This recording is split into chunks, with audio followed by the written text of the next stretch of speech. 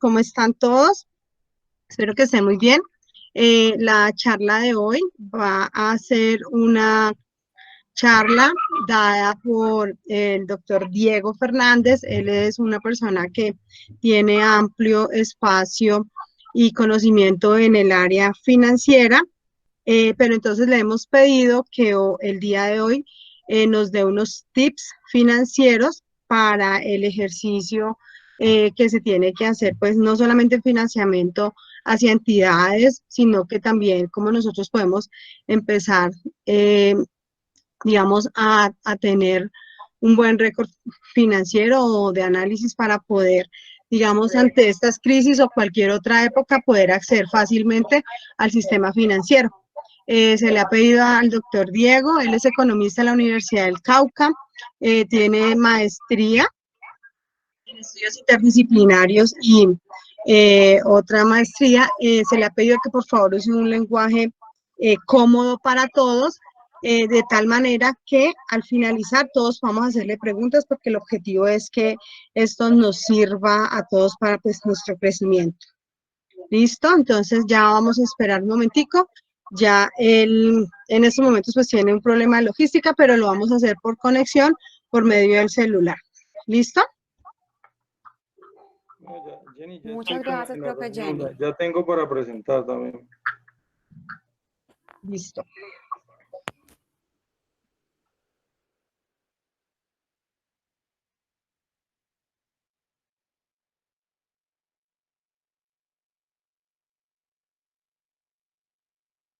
Bueno, entonces el doctor Diego ya se conecta para...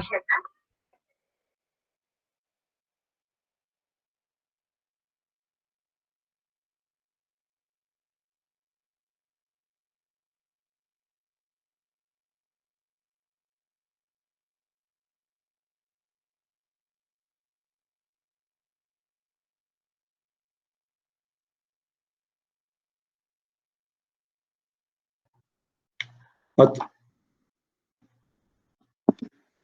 a todos muy buenas tardes. Presentamos excusas por los detalles técnicos de último momento. Como lo mencionaba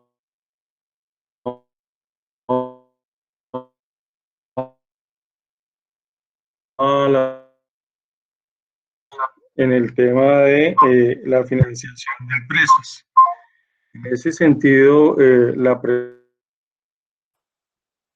No sé si todos lo estamos escuchando. Yo escucho mucha presentación está interferencia, orientada está hacia entrecortado. algunos elementos claves de la... Ok, ¿ahí me escuchan bien? Ahí te escuchamos bien, doctor, pero sí hace un momentico se estaba escuchando muy mal, entrecortado. De pronto no sé si es la señal. Ok, ¿en este momento me escuchan bien? Sí, te estamos escuchando bien. Ok, perfecto. Listo, entonces estaba repitiendo la idea un poco a solicitud de los organizadores, a quienes agradezco esta oportunidad, es mostrar algunos tips en el tema de la financiación de pequeñas y medianas empresas, pero también hacer unos elementos o dar unos elementos a tener en cuenta en la salud financiera de las empresas. Entonces, pues ya estoy por aquí. Un segundo, por favor. Y empezamos con la presentación. Me dicen, por favor, si estamos viendo la pantalla. ¿Me confirman? Ya está presentando. Ya está la presentación, correcto. Eh, entonces, como lo mencionaba, para todos muy buenas tardes. Esta oportunidad lo que vamos a hacer es un repaso sobre el tema del contexto muy mínimo, con un lenguaje bastante, digamos que amigable. Luego entramos en unos elementos de las finanzas empresariales y finalmente con unos tips importantes a tener en cuenta. Parte de la presentación es, yo llevo en el sector financiero aproximadamente 20 años, particularmente soy de la región, soy de la ciudad soy de Silvia, y digamos que dentro de los grupos que nos acompañan, pues mi papá tiene una empresa en Popayán que es Casa Fernández. Entonces también, digamos que el sector empresarial no es ajeno al conocimiento. Sin embargo, esta aproximación no pretende dar una solución definitiva y desde un escritorio, sino aportar en los elementos para la financiación de empresas. Entonces, los puntos, entrando en materia, los puntos relevantes de la presentación son, primero, el entorno económico, mirar hasta qué punto nos está alcanzando esta crisis y cuáles pueden ser sus efectos. Luego, una parte o unos elementos de economía local, donde la economía local es muy significativa a la hora de tener una protección frente a los choques externos, los ya mencionados tips en la operación de empresas y luego una parte de riesgos a considerar ante el coronavirus. Particularmente en el entorno económico, y esta gráfica no pretende ser, digamos, muy técnica, simplemente está reflejando un comparativo independiente del indicador entre 2008 y 2020. La crisis de 2008, recordemos que fue una crisis financiera, y la crisis de 2020 es una crisis que en el momento está haciendo del sector real, dada la parálisis que se está generando, y esperamos que no se convierta en una crisis del sector financiero, aunque de todas maneras tiene unos elementos que ya están empezando a impactar los sistemas financieros por toda la parte de la cartera. Pero si ustedes ven, la curva un poco gris o café está en el fondo, y la curva roja, que es la actual crisis de 2020, lo que está ahí en SP es algo que se llama el índice Standard & Poor's.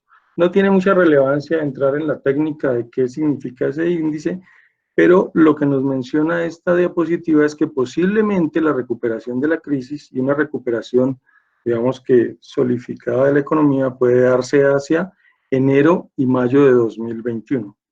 Pueden existir muchos escenarios, pero este escenario nos invita a tener precaución porque pueden existir nuevas caídas de la economía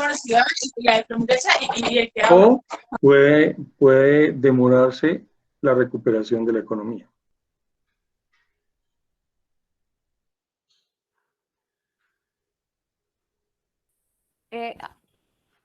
Doctor, qué pena, ¿se ha silenciado su micrófono?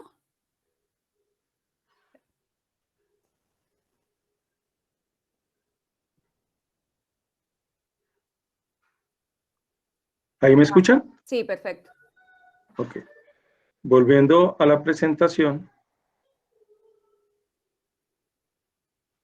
la siguiente parte es el tema del petróleo. ¿Por qué es tan importante el petróleo para la economía colombiana? Esta introducción se hace un poco para entender el contexto de lo que está sucediendo en la economía mundial y en la economía colombiana.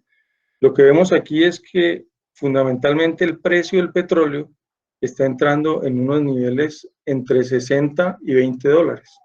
Eso tiene unas implicaciones para la economía colombiana en la medida que nuestro presupuesto se genera o se generó en su momento con un precio del petróleo de 60 dólares. ¿Por qué es importante esto para nosotros los empresarios, digamos que aquellos que estamos queriendo entrar en un emprendimiento?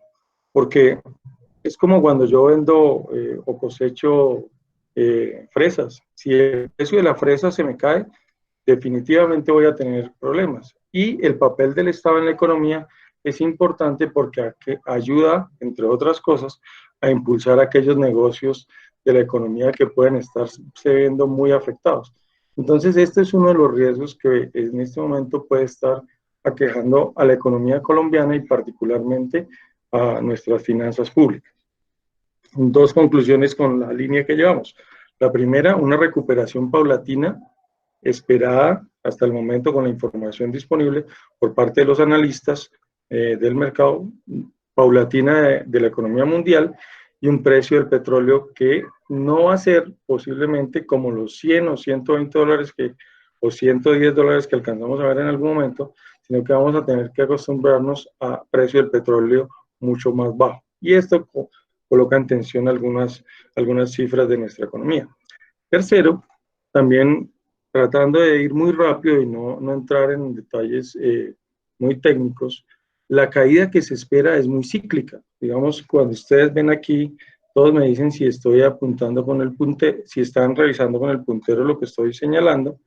La caída de la economía colombiana está estimada entre 2020 en el menos 4.8 para algunos analistas, 2% para el gobierno nacional. Lo que viene después es una recuperación posiblemente de la economía del 4%. Desde el punto de vista empresarial y desde las finanzas, esto nos va a costar lágrimas un poco para todos, aguantar este golpe de la economía, que es, si ustedes ven el ciclo de toda la economía colombiana, se repite o está siendo muy parecido al ciclo o el impacto que tuvo la economía en el año 2000 con la crisis del sistema hipotecario colombiano. Entonces, la conclusión aquí, la caída es cíclica en este momento y se espera una recuperación en el mediano plazo de la economía. El otro punto es el crecimiento del negativo de la mayoría de los sectores de la economía. Se espera un crecimiento, pues en algunos sectores negativo y con indicadores del 11, el 12 y el 13%. Eso también nos debe tener algunas consideraciones desde el punto de vista empresarial, sea un empresario grande o sea un empresario corto, porque eso va a tener unos riesgos en el mediano y largo plazo en cuanto a ventas, en cuanto a insumos, o sea, menos ventas, unos insumos más caros. Entonces, antes de dar la receta o la fórmula o los tips de la financiación, tenemos que también entender que existirán momentos de dificultad como los que estamos en este momento, donde vamos a necesitar mucha liquidez, donde vamos a necesitar haber hecho el ejercicio de la salud financiera de nuestra empresa muy bien y que tenemos que prepararnos de una forma importante para la posible recuperación de la economía en el mediano y largo plazo.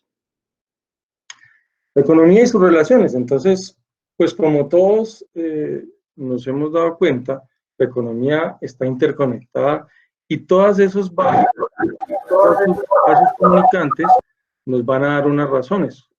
Perdón. Esas razones nos ayudan a desmitificar algunas cosas. La primera desmitificación que hay que hacer es que el gobierno no tiene toda la plata del mundo para apoyar a todo el aparato productivo. Si el gobierno inyectara toda la plata del mundo en apoyar el aparato productivo, nos puede suceder algo como lo que sucedió en Venezuela. Finalmente emitieron muchos billetes y el bolívar pasó a valer nada. Por ahí en la calle veíamos que el precio, el valor del bolívar era pues relativamente muy bajo. Luego está el sistema financiero.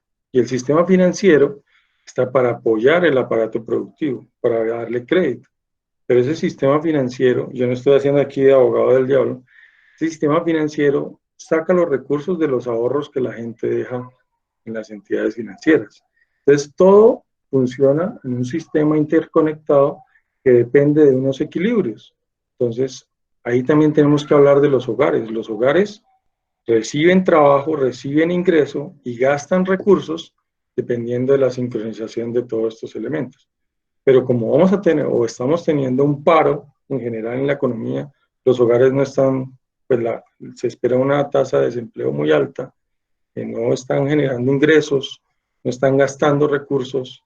Eso implica que el gobierno va a tener que sacar sus recursos que tiene por allá contingencia o para este tipo de amenazas para poder subsidiar a las personas o de cierta manera cubrir sus necesidades básicas. Entonces, en ese sentido, son los momentos para operar del gobierno, pero desde el sistema financiero también vienen recursos. Lo que pasa es que el sistema financiero, dada la complejidad un poco de la situación, va a incrementar los niveles de exigencia para los empresarios. Entonces, la conclusión aquí es que todo está interconectado, existen herramientas para apoyar las crisis, como lo que está sucediendo en este momento, pero en ese mismo sentido se nos van a incrementar los requerimientos a los empresarios, vistos desde las ventas, desde los insumos, pero también desde uno de los insumos que es el dinero, porque en este momento estamos parados. Perdón, ¿Sí? Qué pena te interrumpo, doctor Diego. Usted es tan amable de abrir la pantalla de la presentación, creo que se ha perdido. No sé si los demás lo ven. Ahí ya se ve. Ok, No, no lo vemos, no lo vemos. listo, esperemos un poco a ver si la miramos. Yo quedo atento. ¿Ya la estamos viendo? No, parece que cuando le das presentación, así como la presentación, no se ve. Ahorita que estabas viendo el computador, sí se veía que estabas pasando. Ahí sí pasa. ¿Todos me ven ahí? Sí, allí yo te veo. ¿Los otros me ven? Sí, sí. Listo. Sí, señor, sí te vemos. Gracias. Gracias a todos. Entonces, digamos que la conclusión es, estamos interconectados, pero esto va a generar niveles de incertidumbre en las empresas, lógicamente, pero también en los bancos y en las entidades que nos van a prestar recursos y nos van a elevar un poco la vara. Bueno, voy a empezar, digamos que hasta esta parte, lo que traté de hacer es un poco de entender el contexto. ¿El contexto para qué? El contexto en el que estamos de una situación económica que es posible que se recupere en el mediano plazo, de una situación de la economía colombiana que puede entrar en alguna presión, en alguna tensión, particularmente porque nosotros recibimos recursos del exterior que son importantes para nuestra economía y que nuestra economía está interconectada, pero no, ni el gobierno, ni las empresas, ni los bancos tienen los recursos para darle a todo el mundo sin a más no poder.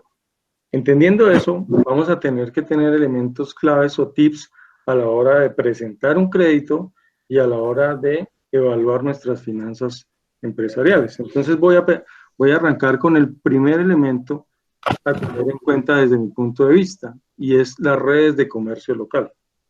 En la parte izquierda de la presentación, quiero destacar un elemento que hace parte de uno de mis trabajos en el Diego, tema de creo esa... que vemos tu rostro, pero no vemos la presentación de nuevo.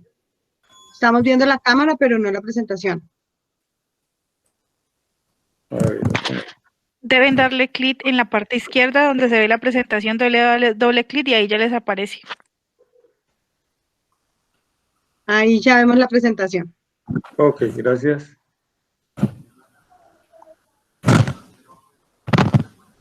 Listo.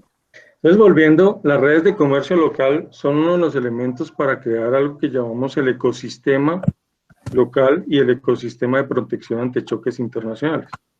Aquí hay un elemento a destacar y particularmente es un tema analizado por la CEPAL, donde definitivamente nosotros tenemos diferencias estructurales en la producción. ¿Qué quiere decir eso? Y es muy sencillo.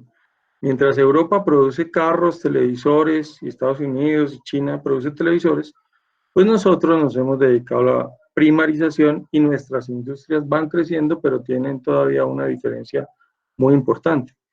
Eso genera una dependencia significativa en el comercio, en la medida en que nuestro valor agregado, nuestro ingreso, va a ser menor versus el ingreso que genera las otras naciones. Por eso nos hemos dedicado mucho a los productos, a los primarios, nos hemos dedicado mucho a la producción de petróleo y es tan importante la producción de petróleo por esa misma razón, porque nos genera ingresos de nuestras extracciones, pero significativamente o decididamente en el mediano plazo, en el corto plazo, tendremos que diversificarnos y tratar de alcanzar o de reducir ese gap significativo en la producción. Y ahí hay un elemento desde el comercio local y desde el tema de la gestión local de la economía, que es los flujos internacionales de recursos. Entonces, la economía internacional nos llega y nos prestan dinero. Y esos dineros pueden crear dependencia en las economías locales en la medida en que pues no la utilicemos o no generen los créditos que esperamos. ¿Todo esto con qué intención? vuelvo a retomar un poco y para hacer muy fácil el lenguaje. Venimos en una situación económica apretada y una situación económica mundial considerable. Una economía colombiana con algunos temas a superar en el mediano plazo. Pero de otra manera, digamos que nuestra recuperación también está mediada por cosas estructurales que no las vamos a solucionar en el corto plazo, pero que tenemos que tenerlas en cuenta a la hora de la financiación. A la hora de la financiación, lo vamos a ver más adelante, que esto requiere una, digamos, cabeza fría a la hora de tomar créditos y de evaluar, digamos, los flujos futuros a pagar de un empresario. Finalmente, en la parte derecha, lo que debería construirse en una economía para fortalecer su proceso de desarrollo local. Y es lo que yo llamo un ecosistema local. Ese ecosistema local debe estar decididamente impulsado por la institucionalidad, debe estar impulsado decididamente por las agremiaciones o redes de comercio local, bueno, que es muy similar, que permiten que esta generación de ingreso trascienda a valores agregados importantes. Debe estar impulsada por el sector financiero, particularmente con el apoyo al aparato productivo y en especial al aparato, a las inversiones que se realizan de carácter productivo. Ya vamos a ver la diferenciación. Y necesariamente está mediado por la academia que nos ayuda a complementar esa llave importante. Es un poco el segundo tip. O sea, el primer tip es un poco las redes locales que deben estar fortalecidas con la intención de poder circular en los negocios y poder fortalecer esa economía a partir de ese acuerdo institucional. El segundo es la financiación y cuál es su objetivo. Ustedes ven, por eso aquí ya empezamos un poco a manejar el lenguaje más tranquilo, en el sentido, desde mi punto de vista, la financiación con cuál es el objetivo. Si vemos el cuadro de la parte izquierda, es como si tuviéramos ese gran tanque de agua. A algunos les sobra el agua y a otros les falta el agua. Entonces, algunos tienen recursos que les sobran y los llevan al banco y los depositan en CDTs o en cuentas de ahorro, y otros sacan préstamos de los bancos. En ese sentido, ahí como empresario tenemos que tener claro dos elementos de la educación financiera. ¿Hacia dónde está dirigida esa financiación? ¿Hacia lo que yo deseo o hacia mis necesidades productivas o hacia las necesidades de mi negocio o lo que me ayuda a generar el ingreso de mi negocio? Entonces, esa pequeña diferenciación que es particular de la educación financiera me permite tener un manejo responsable de mi financiación. De la misma manera, la misma educación financiera me impulsa a que yo esté generando ahorros que me pueden generar una contingencia de momentos de crisis. Lamentablemente, lo digo pues de una percepción muy constructiva, mi generación, y creo que las generaciones pasadas, no fuimos educadas financieramente, no fuimos muy creados hacia el ahorro y fuimos más creados hacia el préstamo. Entonces, esa también es una expectativa a modificar o una cultura a modificar que nos puede ayudar en el cambio de las economías. Ya entrando en materia, el tercer paso o el tercer tips que yo propongo es cuál es la modalidad de crédito. Aquí ya vamos entrando más en materia. Si ya tenemos claro el escenario en el que nos movemos, los elementos a tener en cuenta para la financiación y sobre todo los objetivos de mi financiación. Mucha gente me dirá en este momento, pero yo qué objetivo voy a tener si en este momento estoy aplastado o estoy ahogado por el paro económico. Sí, recuerde que estoy totalmente de acuerdo con esa posición. Sin embargo, también tenemos que empezar a planear nuestro futuro y a empezar a mirar que en 1 o 1 año y medio posiblemente la economía recupere y vamos a tener que, digamos, de cierta manera, pagar en todo lo que nos podamos haber metido en esas épocas de crisis, que es lo más importante. En este momento resistir, y cuando digo resistir es si no tuvimos los elementos para enfrentar esta crisis. Enfrentando la crisis, los elementos que se vienen es aguantemos con nuestras medidas de contingencia, en las que vamos a entrar un poco más adelante, y preparémonos para esa recuperación de la economía. Entrando en materia con los temas de financiación, entonces, ¿cuál es la modalidad? En el sistema financiero colombiano existen 3 modalidades, aunque 4 si uno le agrega el microconsumo o el pequeño consumo. Pero en general son estas 3 que están: el microcrédito, el consumo y la cartera comercial. Lo que ustedes ven ahí en la escala son la tasa promedio ponderada a la que se coloca un crédito de microcrédito, uno de consumo y uno de cartera comercial. Aquí hay que destacar que la usura en este momento ya quedó en el 27%. La usura, para, digamos, los que quieren entender un poco este lenguaje, la usura es la tasa máxima a la que un banco puede cobrar un crédito, ojo, en la modalidad de crédito de consumo. La tasa máxima de usura en microcrédito es del 52%, la que ustedes ven ahí es del 34.10. Aquí hay que tratar de quitar algunos mitos. ¿El microcrédito es el más caro del sistema? Eso es cierto. Y el consumo, pues en su justa medida, es una menor tasa porque, digamos que asume un menor nivel de riesgo. Si hablamos del microcrédito, el microcrédito tiene una diferenciación frente a los créditos de consumo y cartera comercial. El microcrédito generalmente se realiza por georreferenciación, entre otros.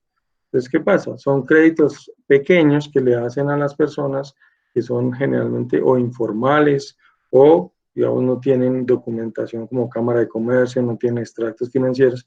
Entonces, usted va y lo visita Mundo Mujer y le hace una referenciación, le pregunta a los vecinos y los vecinos dicen, sí, él es buena paga, él negocia más o menos.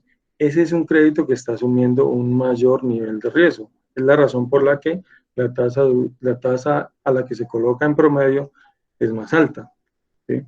Los créditos de consumo generalmente los hace la banca comercial. Cuando digo banca comercial es que no me refiero tanto ni a Mundo Mujer ni a W. Sin embargo, Mundo Mujer también tiene crédito de consumo, pero ese crédito de consumo generalmente se hace con extractos financieros, con estados financieros, con Cámara de Comercio, con este tipo de elementos que permiten en una oficina evaluar un crédito y dar su aprobación. Lo mismo sucede para la cartera comercial, y la cartera comercial tiene una tasa de interés más baja porque generalmente está orientado, como su nombre lo dice, a las empresas. Entonces, aquí existen créditos de tesorería, existen créditos de cartera ordinaria, créditos de liquidez para apoyar a las empresas y no como un crédito de consumo. En la parte derecha están los indicadores. Algunos de estos créditos pueden ser al IPC, al IBR, a la UR. Generalmente uno dice, si yo no quiero asumir mucho riesgo en el pago de los flujos, yo tomaría un crédito a tasa fija. Pero algunas personas más conocedoras que pueden adscribirse a las estimaciones de la economía, digamos que pueden tomar créditos a IPC, a IBR, que particularmente están relacionados con cuánto sube la inflación en la economía. Cuando hablamos de inflación, pues es el índice de precios al consumidor y es en general cuánto suben los precios. Este indicador puede estar alrededor del 3%. Entonces, o la misma IBR que puede estar hoy bajo la política monetaria al 3.75, entonces al 3.25. Entonces, estos son indicadores que generan, digamos, créditos a tasa variable, pero digamos que lo que más se maneja en el mercado son créditos a tasa fija. Uno ya entraría en una asesoría o una revisión especial para contratar un crédito a tasa variable. Pero el objetivo de esto es un poco que una vez yo tengo claro para qué necesito financiación, o sea, en este momento puede ser para liquidez, puede ser para insumos, puede ser para diferentes motivos. puedo tener clara también la modalidad. La modalidad quiere decir, si yo soy una persona informal, si yo soy una persona que no tengo extractos bancarios, si no tengo estados financieros, y generalmente no tengo ese tipo de soportes, pues voy a tener que empezar por un crédito de pequeño monto y con una visita por parte de una entidad de microfinanzas. Pero si yo ya soy un empresario que tengo un recorrido, tengo extractos financieros, declaro renta, entonces ya puedo acceder al crédito de consumo, pero ese no debería de ser. En realidad, yo debería acceder al crédito comercial. Listo. Aquí vamos desmitificando. O sea, si tengo clara la modalidad, tengo clara el objetivo, mi siguiente paso es cuál es mi salud financiera.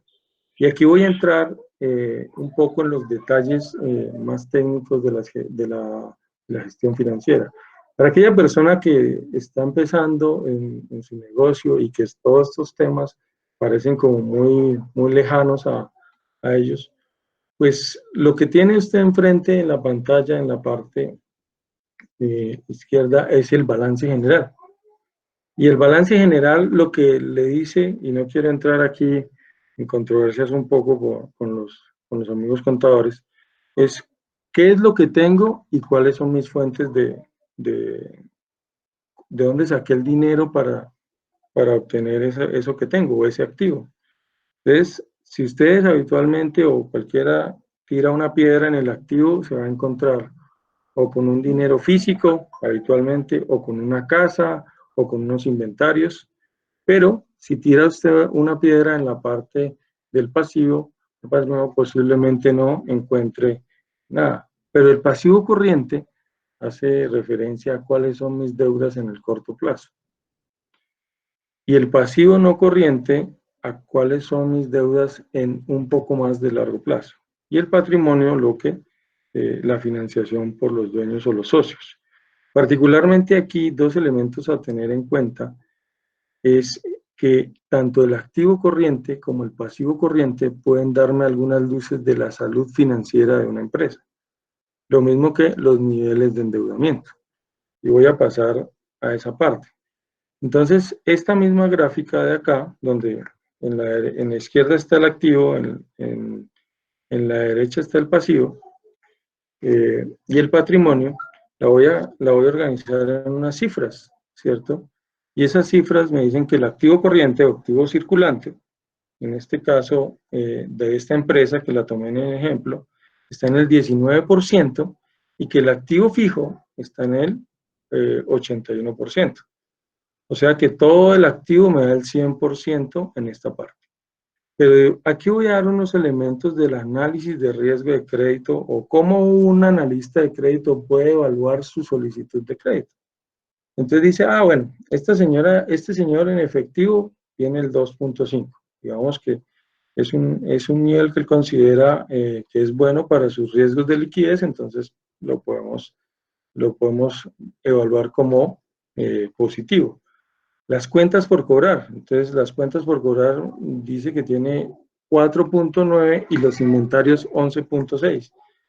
Ahí hay unos elementos también que le va a evaluar el banco y es, si usted tiene cuentas por cobrar, pero las tiene desde hace mucho tiempo, porque lo ideal no es solo pasar a un estado financiero, y sus cuentas por cobrar siguen en su misma dinámica, entonces puede ser que usted tenga una cartera que puede estar deteriorándose. Entonces, aunque es un activo, la idea es mirar cuál es la calidad de ese activo. Lo mismo sucede con los inventarios. Si una empresa tiene inventarios y esos inventarios van creciendo con el tiempo, pues no me está diciendo que está generando más activo. Pues obviamente eso es lo que está sucediendo, pero me está diciendo también que la empresa no está movilizando su negocio y se está quedando con bastante inventario. Pero también en el activo fijo, yo puedo evaluar o puedo revisar cuáles son mis activos, qué calidad tienen esos activos. Porque si son activos que son deteriorados, también el análisis de crédito va a considerar, no, este señor en el momento en que se quede sin negocio o le sucede algún tipo de evento de riesgo, pues no va a tener con qué devolvernos el crédito. Eso por la parte del activo. Y en el activo hay elementos a considerar en la salud financiera. O sea, si yo estoy gestionando mi empresa, mi activo circulante es, o mi activo corriente, es lo que me genera producción importante y me va a dar una rentabilidad en el tiempo. Entonces, yo les coloco un ejemplo. Si usted quiere generar $1 por minuto o quiere generar 10 millones en un año. Entonces, $1 en un minuto por una hora son $60 y así. Entonces, en la medida en que esta parte del efectivo, cuentas por cobrar e inventario se mueva de una forma considerable, y eso se ve en los estados financieros, el negocio va a gozar de una salud financiera considerable. Pasando a la parte del pasivo, en el pasivo tenemos las cuentas por pagar y tenemos los préstamos bancarios. Aquí hay una relación importante a considerar. Si, como ustedes lo ven, mi relación entre pasivo y patrimonio está entre el 31 y el 69%, generalmente puedo considerar que tengo 68%, tengo una salud financiera a considerar, porque mi endeudamiento no supera el 40%, que puede ser un estándar del mercado. Pero cuando el endeudamiento supera el 45, el 50, el 60%, este pasivo es el 60% del activo, ya la empresa particularmente no es de los dueños, es del banco o de los proveedores o las personas con las que se tienen las cuentas por pagar. Entonces, otro de los elementos a considerar es el nivel de endeudamiento de la empresa en el pasivo. ¿Sí? Hay niveles entre el 30 y el 40%, pero si ya yo supero esos niveles, ya yo estoy diciendo, ojo, mi endeudamiento o mi capacidad de endeudamiento es menor. ¿Sí? Y finalmente, pues tampoco se trata de que el pasivo sea muy alto, porque el endeudamiento con los socios es más caro, ¿no? Pasando a la parte del estado de resultados, o sea, si estamos hablando de la salud financiera de una empresa, hablando del balance general y hablando del estado de resultados, en el estado de resultados es importante tener en cuenta cuáles son, y aquí les voy a pedir que consideremos lo que está en flechas, o las flechitas que están aquí, pues para no mirar el resto de detalles. Cuando un analista de riesgo de crédito mira y dice, oiga, ¿cuáles son las ventas de esta empresa? Entonces aquí está muy bien, 100.000 pesos. ¿Cuáles son sus costos de ventas? 35%, o sea, 35.000 pesos, y eso le da una utilidad bruta de 65.000. Este primer paso de la evaluación de una empresa me va a determinar de aquí para abajo cuánto me queda. Algunas empresas, en la presentación de sus créditos, venden 100.000 y tienen costos por 65.000, o sea que les queda el 35%. De aquí para abajo, si usted cuenta ya con un 35%, pues imagínense, vienen los gastos de venta, vienen los gastos de administración y su utilidad posiblemente sea muy baja. Entonces, llegando a una conclusión en términos de la salud financiera, yo debo pues tener una muy buena asesoría en estos temas para entender que el activo circulante o el activo corriente es lo que le da la capacidad a mi empresa de responder ante los pasivos corrientes, que son los que tengo acá, ¿sí? Pero al mismo tiempo me va a establecer cuál es el nivel digamos, de liquidez que genera esa empresa y la capacidad de endeudamiento que tiene. Si esa empresa, por la parte del balance, está endeudada en más del 40%, considérelo una situación de, digamos, una salud financiera apretada. Generalmente hay algunas empresas que están muy endeudadas en estos tiempos, y ahí puede ser que no hayan considerado escenarios de riesgo como el que actualmente está. Pasando a la parte del estado de resultados, si usted tiene unas ventas de 100.000 y usted genera digamos, una utilidad bruta, qué sé yo, del 20, del 25%, considérese que usted tiene dificultades o una salud financiera apretada.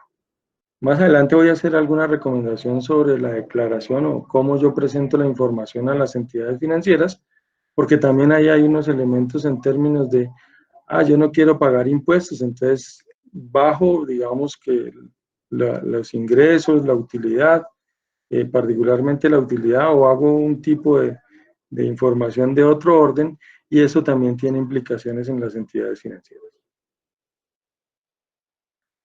Bueno, en esta parte, si ustedes ven en la derecha están los criterios de la evaluación de los nuevos clientes. Y esto particularmente es información que viene de la Superintendencia Financiera de Colombia. Entonces, cuando uno evalúa cuáles son los criterios para la evaluación de los nuevos clientes en un crédito. Entonces, el primer criterio es el historial de crédito del cliente. Y aquí tenemos las entidades, las cooperativas lo evalúan en un alto porcentaje, las compañías de financiamiento comercial también, y los bancos, que son estos que son naranja, también tienen una evaluación. O sea, su evaluación más importante es la historial crediticio. Por eso es importantísimo cuidar este historial crediticio. Particularmente, podemos asimilarlo a que si yo no tengo un buen historial crediticio, prácticamente estoy cerrando el canal del crédito de mi entidad. Pero el segundo punto, si lo vamos a considerar en la parte de los bancos, es el flujo de caja proyectado. Y voy a entrar, digamos que en ese para decir que luego son un poco las utilidades, pero particularmente el flujo de caja proyectado es lo que vemos en la izquierda. Y pues aunque esto es una gráfica que para muchos no dirá muchas cosas, yo pudiese entender estas líneas que veo aquí como el flujo de caja de mi empresa. Entonces yo tengo un indicador de 0 a 16 millones, por ejemplo. Y generalmente la caja, o sea, lo que yo mantengo o en bancos o lo que tengo, digamos, en efectivo, está entre 0 y 16 millones. Pero aquí lo importante, como yo lo mencionaba, es que pueden existir escenarios de protección para riesgos extremos. O sea, esto requiere una asesoría importante en las empresas para comprender que cuando suceden estas crisis, lo que yo más debe haber anticipado, o lo que me debía haber preparado muy bien, es para tener liquidez. Y liquidez porque se vuelve pues lo más escaso.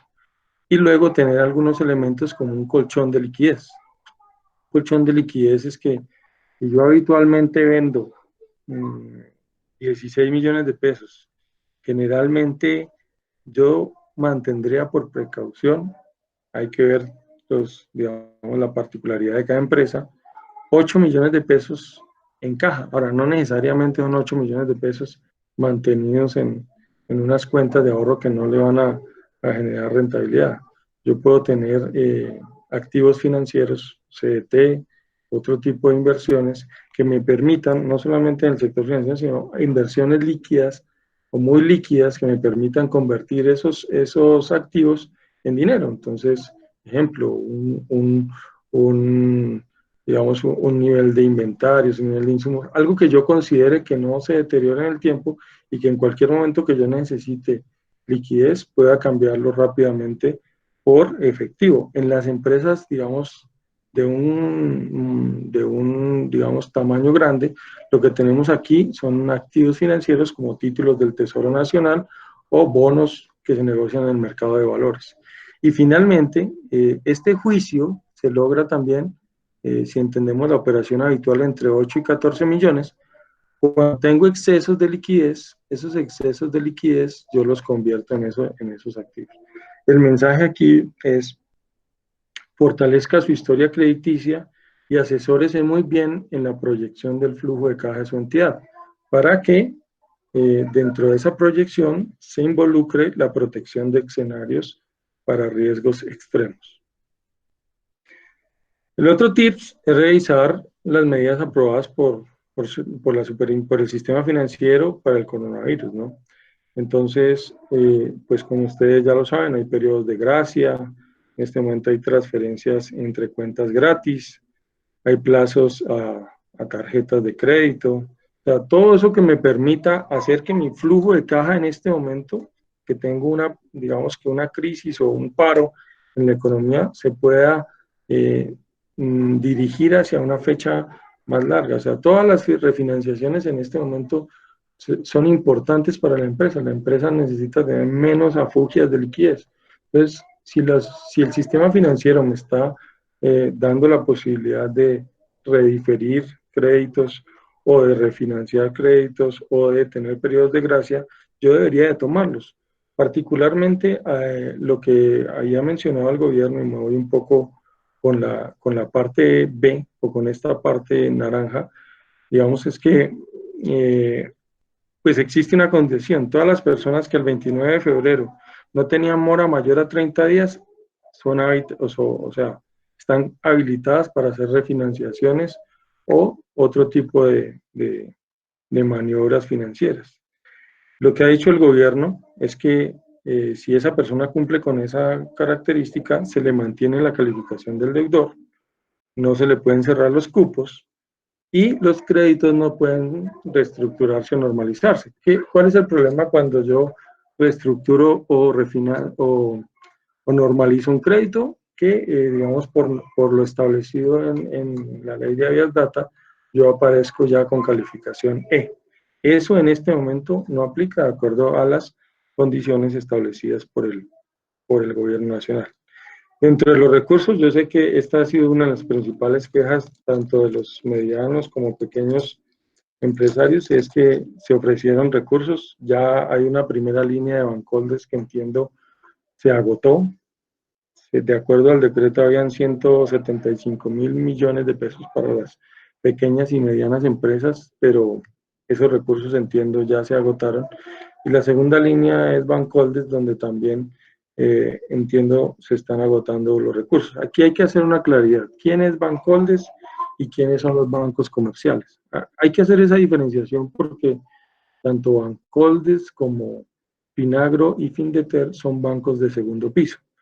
Entonces, ustedes empresarios que en este momento necesitan recursos, pueden ir a cualquier entidad financiera y solicitar un crédito con garantías del Fondo Nacional de Garantías, que puede estar involucrado Bancoldes. Entonces, ¿cómo un poco funciona eso? Los bancos comerciales, llámese Bancolombia, Davivienda, el que sea, tienen la obligación de abrir líneas de crédito o créditos blandos, como se conocen a los créditos que proveen entidades del gobierno. Entonces, ¿qué entidades son del gobierno?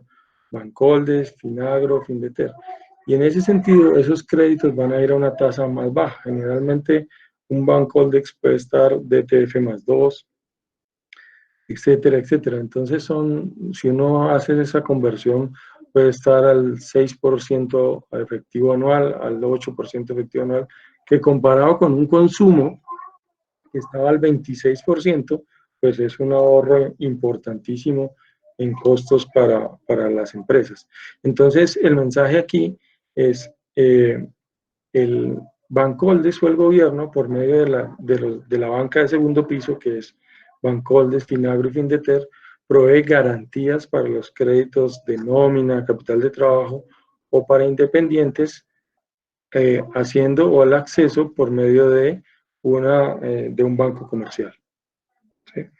En la parte derecha están, digamos, también otros comentarios de la encuesta, donde generalmente, digamos que cuáles son los comentarios de los clientes.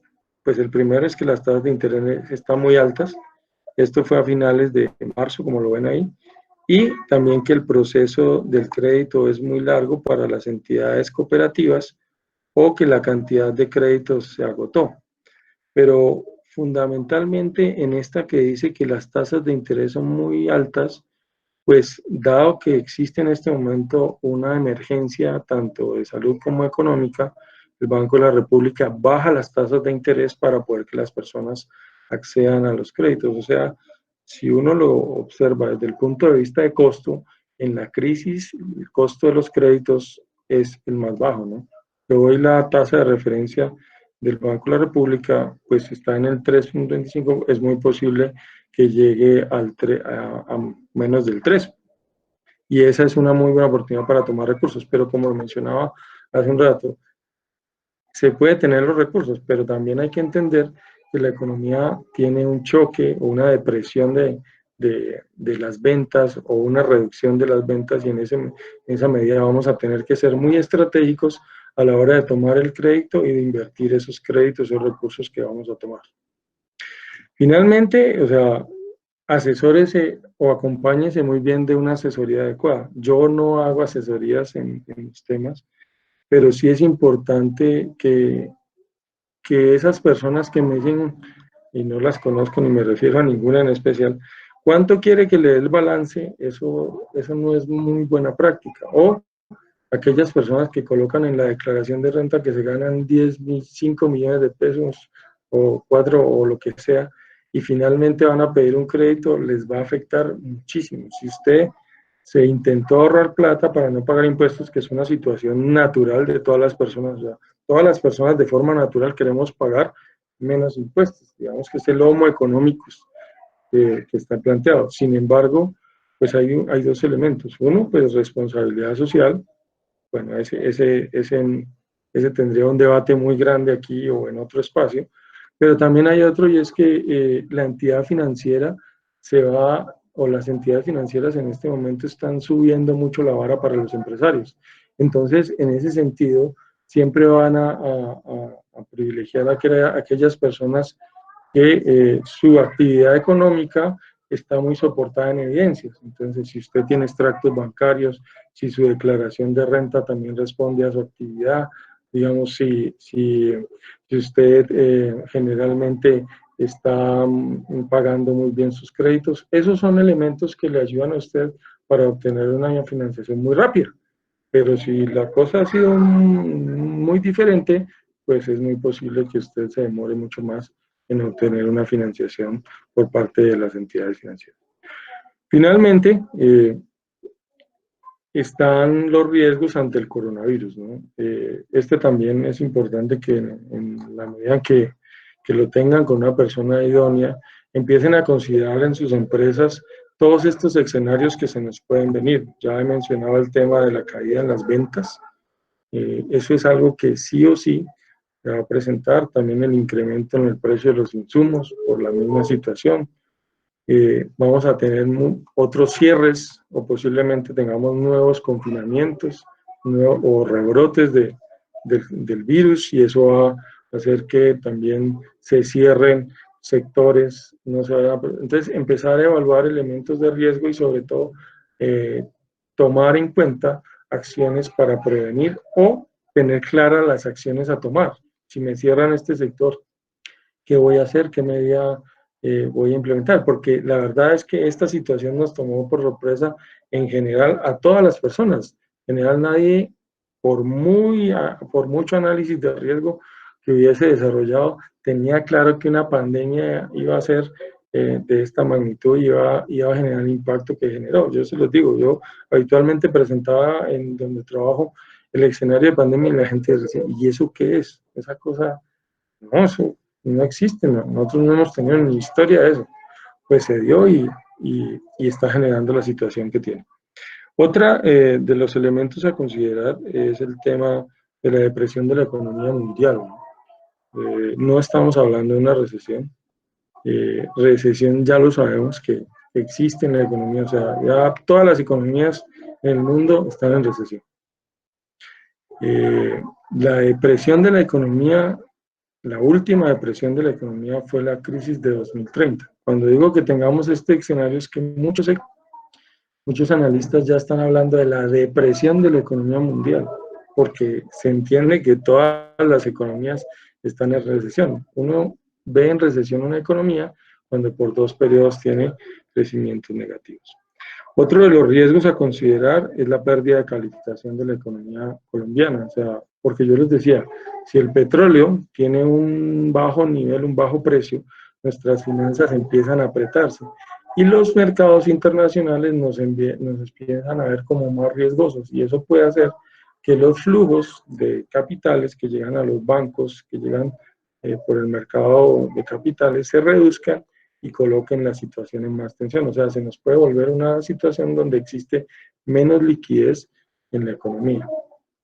se nos van a incrementar las tributaciones. O sea, si bien es cierto, el presidente mencionó que no va a haber una reforma tributaria, nuestras finanzas públicas ya estaban en tensión y esta situación nos va a meritar, digamos, generar un mayor pago de impuestos a futuro. Y fundamentalmente, las empresas en este momento las ataca, el riesgo que principalmente las ataca es el tema del riesgo de liquidez. Cuando existe el riesgo de liquidez en una empresa, yo puedo tener dos situaciones. La primera es que tenga que salir a vender mis activos a un menor precio, eso se llama riesgo de liquidez de mercado. O sea, usted tiene una casa, pero como no quiere que su empresa se vaya a pique y necesita pagar proveedores o empleados o algunas cosas, pues va a tener que empezar a salir de algunos activos, así es la decisión de cada quien, y para poder, digamos que solventar a su empresa. Y finalmente, las personas que tengan cartera, pues esa cartera va a tener un deterioro importantísimo. Pues si ya hablamos de deterioro en los ingresos, en los gastos, en la parte del gobierno, pues la cartera se va a golpear y es muy posible que la recuperación de esa cartera se dé con alguna dificultad. Este panorama no es para que aquel que esté por ahí en el segundo piso salga y se tire y ya diga no hay nada que hacer, ¿no? Es simplemente que consideremos que todas estas cosas nos pueden pasar y lo importante es estar preparados para actuar frente a ellas. De mi parte, creo que dejo hasta ahí, espero haber cumplido con las expectativas, quedo abierto a cualquier pregunta y ofrezco excusas pues por la demora en la presentación, en el inicio de la presentación. Bueno, señor Diego, muchísimas gracias por la interesante presentación. Tengo dos preguntas acá en el chat. Voy a arrancar con la primera. Hay un empresario, el señor Javier, que pregunta, ¿qué sucede cuando las políticas del banco tienen catalogado algún sector que son cubiertos por los decretos y que ahora están en las centrales de riesgos y no se les presta pues el recurso? Esa es una de la primera pregunta. No sé si la vamos respondiendo. No, vamos mirando la otra. Ok, perfecto. La Gracias. segunda es la señora María Urbano, que solicita una recomendación para las pequeñas empresas. Pregunta si es preferible solicitar créditos de bancos de segundo piso o con créditos comunes en los diferentes bancos. Ya. Bueno, para la primera pregunta relacionada con sectores y definitivamente con, si estoy recibiendo bien la pregunta, los bancos tienen, digamos que su perfil de riesgo ya identificado independiente de esta crisis.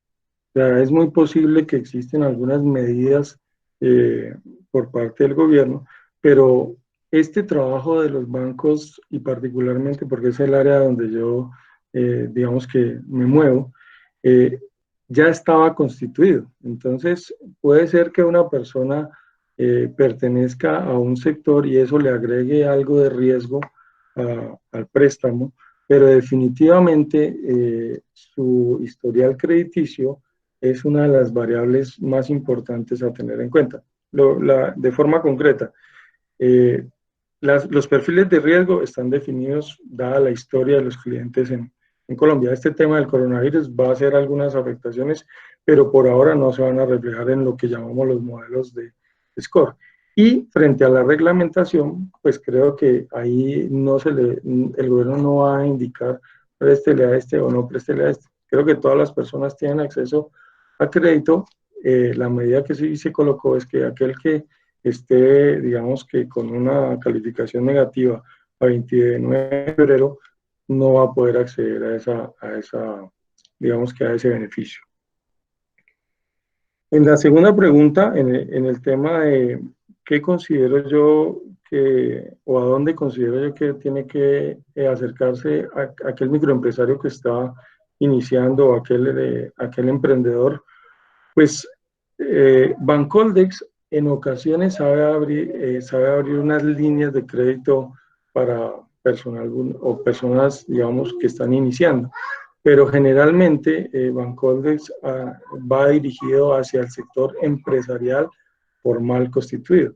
Yo le diría, si su proceso como empresario está iniciando, puede ser más factible que usted tome un crédito por una entidad de microcrédito y de esa manera usted vaya incorporándose en el sector financiero y vaya accediendo a más montos y vaya accediendo, digamos, a mejores tasas de interés. Perfecto, muchas gracias por la respuesta. Tenemos otra pregunta. Hace referencia si los periodos de gracia incurren en intereses cuando se acaba dicho periodo. Los periodos de gracia, todas las entidades tienen diferentes formas de plantear los periodos de gracia. Generalmente lo que hacen con el periodo de gracia es mover el plazo del crédito.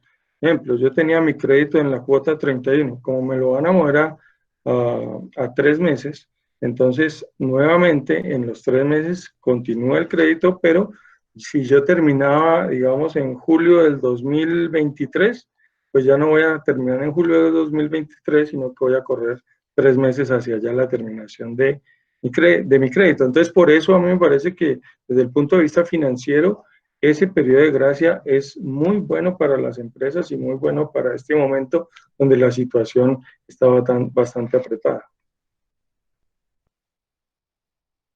Bueno, no tenemos más preguntas. No sé si alguien quiera abrir el micrófono y hacer una pregunta adicional.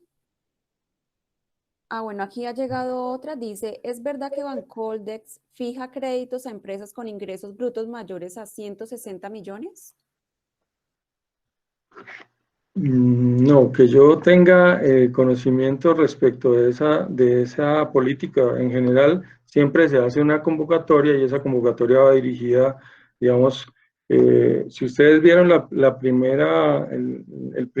los primeros créditos que ofrecieron, iban dirigidos al sector turismo, los sectores que más se van a demorar en recuperar. Generalmente lo que yo he visto y lo que habitualmente he revisado es que van dirigidos a sectores, pero pues en esas condiciones no es lo habitual.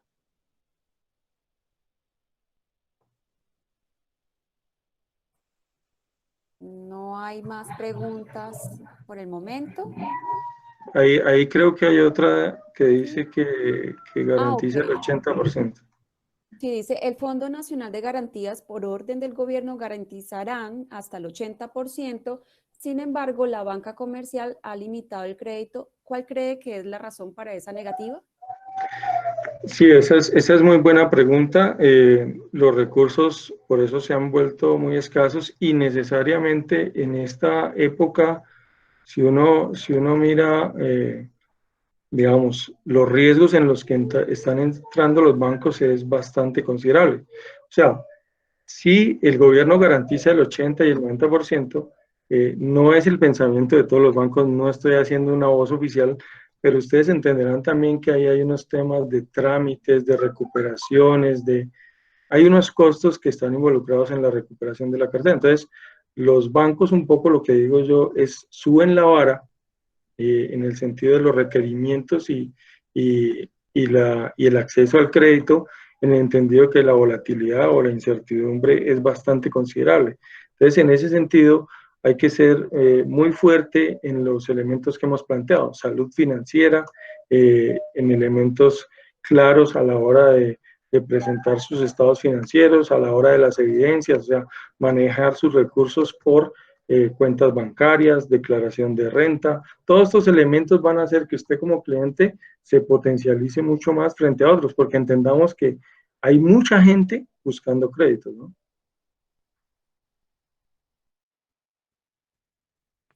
Listo. Y tenemos otra que dice así, ¿qué sucede si después de que los decretos y su aprobación llegan cartas con fechas de abril donde se dice que por falta de pago entramos a central de data crédito?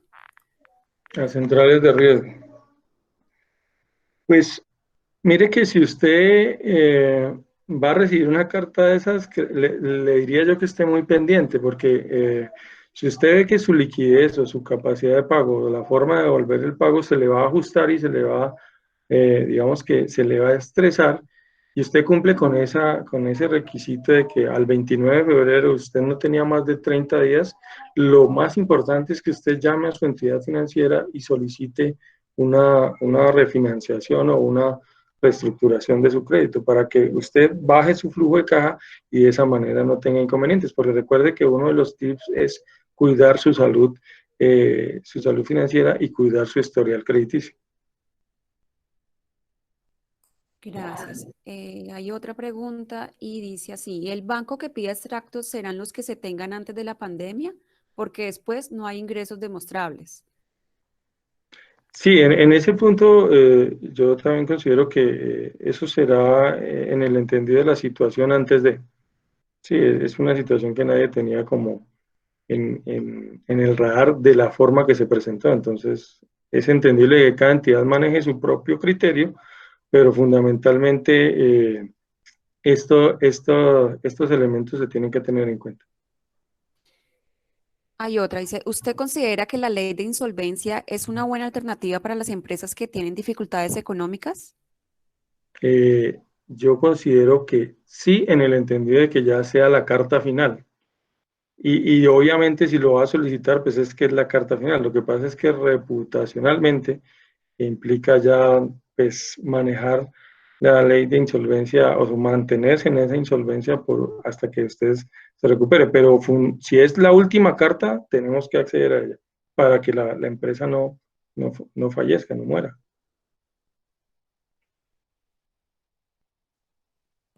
Bueno, con esto pues ya hemos culminado las diferentes inquietudes por parte de los participantes. Doctor Diego, agradeciéndole de parte de la Cámara de Comercio del Cauca, en conjunto pues con todos los gremios, la Gobernación del Cauca, la Alcaldía Municipal, por supuesto al programa de Turismo, Paz y Convivencia. Vamos a seguir generando desde el área de cultura y turismo diferentes espacios como este tipo para que estén muy conectados también con las diferentes programaciones que hagamos en el transcurso de las semanas. Nuevamente, muchas gracias a todos los participantes. Por favor, no olviden de colocar sus correos electrónicos en la parte derecha para poderles compartir la presentación y también posteriormente se va a estar publicando la grabación de esta charla en la página de www.ccauca.org.co. Con esto pues damos ya al cierre de la charla. Nuevamente, muchas gracias a todos. Que tengan una buena tarde. Muchas gracias a todos. Feliz tarde. Muchas gracias, Ángela. Muchas gracias, Diego. Estuvo muy chévere la presentación y creo que estoy en estos momentos un poco, digamos, como aterrada. Nos hemos pasado ya más de 20 minutos y aún teníamos más de 60 personas conectadas. Eso me agrada mucho porque significa que la gente pues estaba escuchando y preguntando sus inquietudes y pues ese es el objetivo. Muchas A todos, gracias. muchas gracias. Espero que les haya gustado. Muy bien. Bueno, muchas gracias. Buenas tardes. Gracias.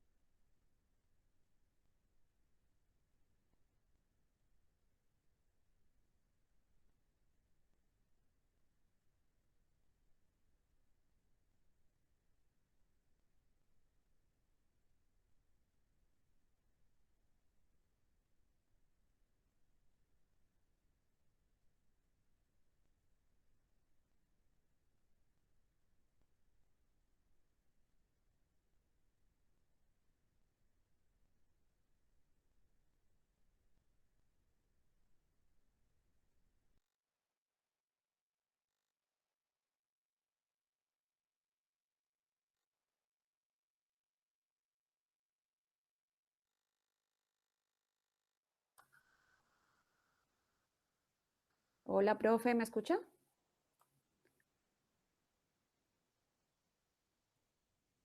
Profe Jenny.